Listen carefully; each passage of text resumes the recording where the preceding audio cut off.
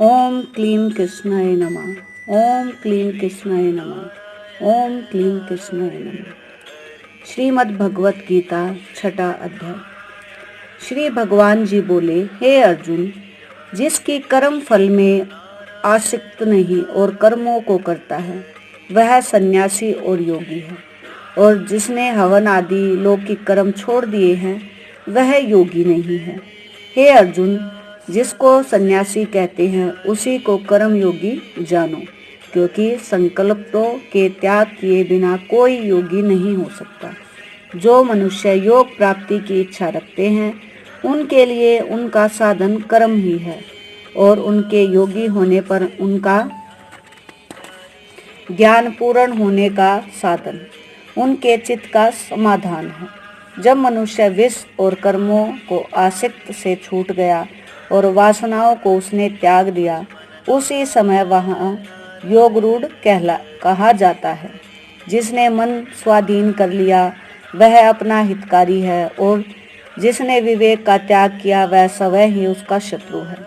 मन को जीतने वाला शांत भाव मनुष्य की आत्मा शीत उष्ण, सुख दुख, मान और अपमान इनके होने पर भी अत्यंत स्थिर रहती है।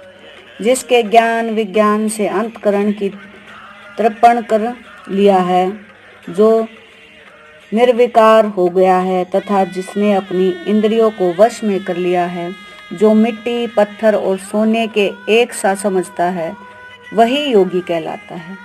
सुहृदय मित्र शत्रु उदासीन द्वेष मध्यस्थ द्वेष करने योग बंधु वर्ग साधु और पापी, इन सब में जो समान दृष्टि रखता है वही श्रेष्ठ है।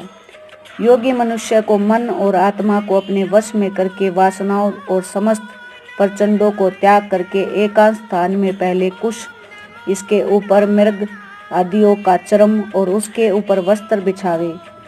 स्थान न हो तो बहुत ऊंचा न बहुत नीचा हो, उसी पर मन को एकाग्रस्त करके चित्त और इंद्रियों को रोककर बैठना चाहिए।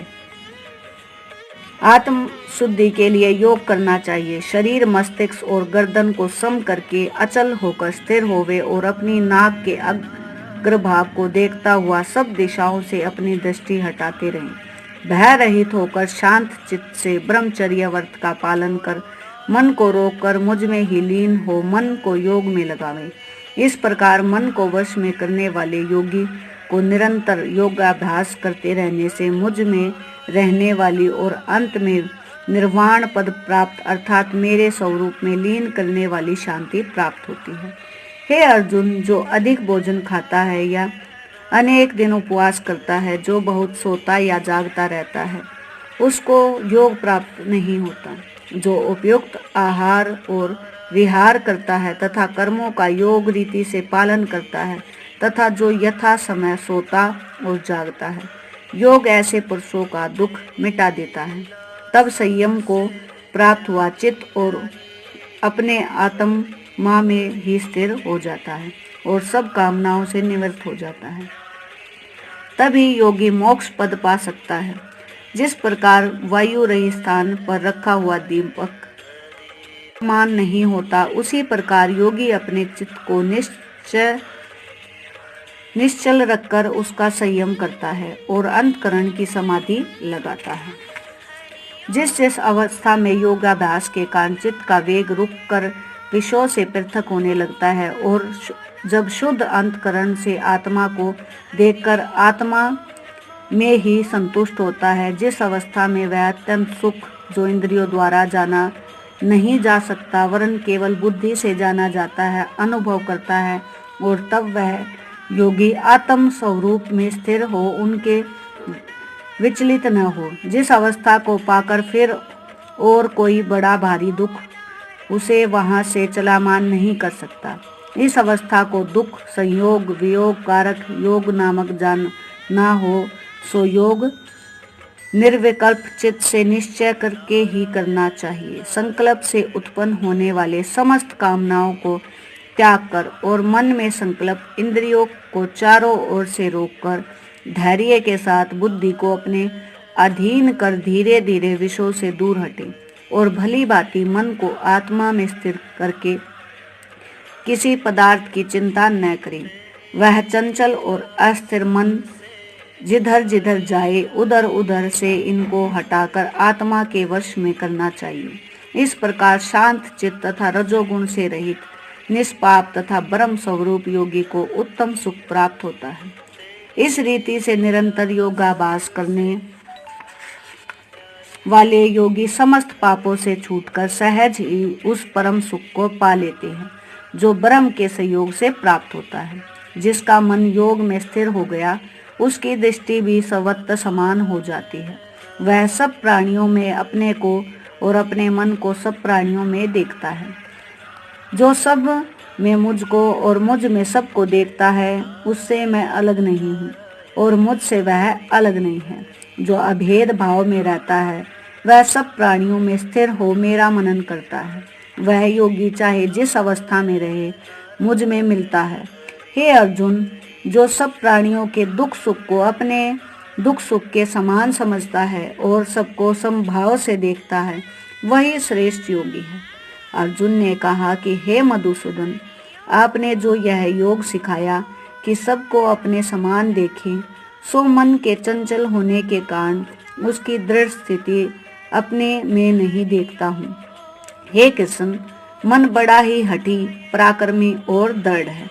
इसको अधीन रखना तो मुझे वायु को बांध कर रखने के समान प्रतीत होता है। श्री कृष्ण भगवान, हे महाबाहो, इसमें संदेह नहीं कि मन अति चंचल है और इसे वश में करना बड़ा ही कठिन है।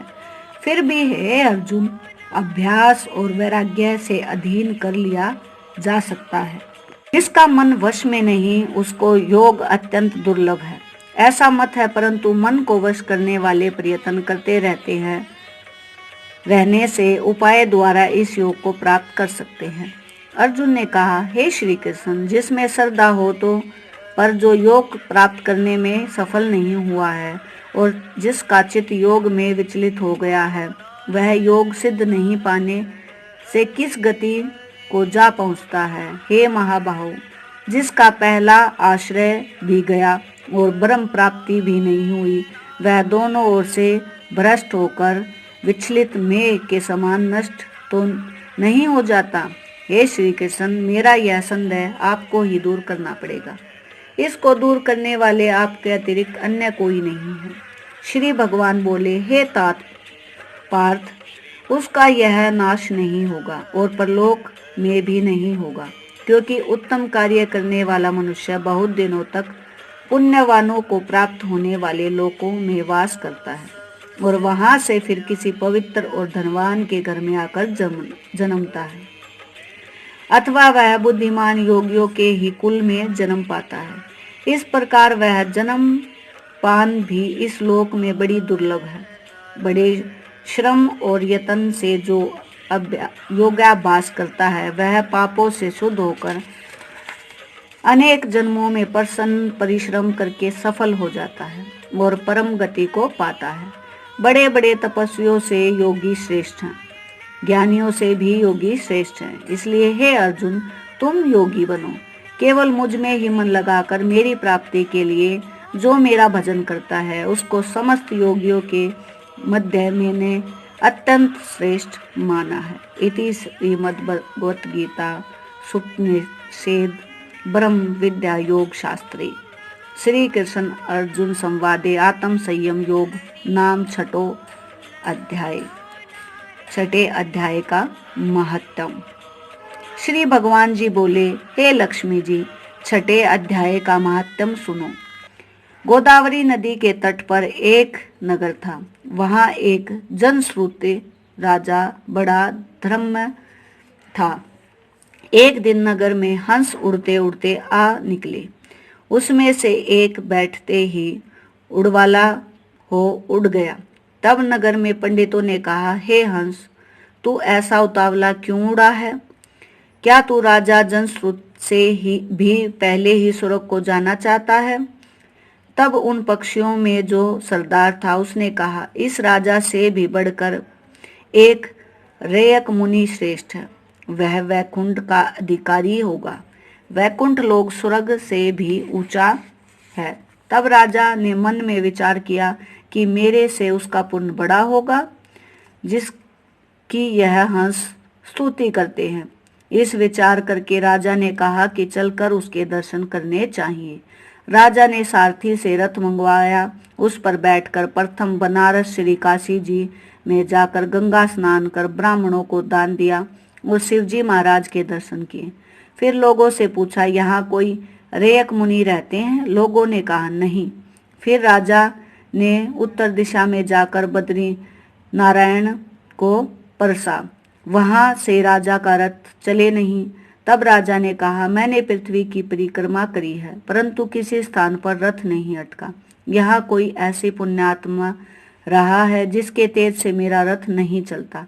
तब राजा रथ से उतरकर आगे चला तो देखा कि पर्वत की कंदराओं में मुनि बैठा है, जिसके तेज से बहुत प्रकाश हो रहा है, जैसे सूर्य की किरणें होती हैं।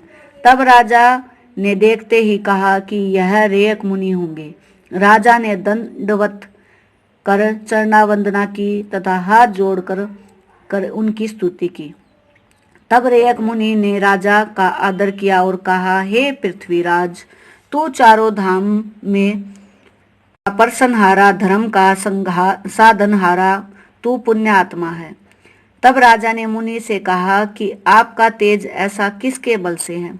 तब मुनि ने कहा, हे राजन, मैं नित्य प्रति गीता जी के 6 अध्याय का पाठ करता हूँ। इस कंदरा में उसी का प्रकाश है। यह सुनकर राजा ने अपने पुत्र को बुलाकर कहा, हे पुत्र, आज से तू राज्य कर, अब मैं तीर्थों को जाता हूँ। इतना कहकर राजा ने राज्य त्याग दिया और रेयत मुनि ने गीता जी के 6 अध्याय का पाठ आरंभ कर दिया। तब से राजा भी पाठ करने लगा। एक दिन प्राणायाम करके दोनों ने देह त्याग दी। तब स्वर्ग से विमान आए जिस पर बैठकर वे वैकुंठ को चले गए। यहाँ 6 पाठ के अध्याय का महत्व समाप्त होता है। जय श्री कृष्ण।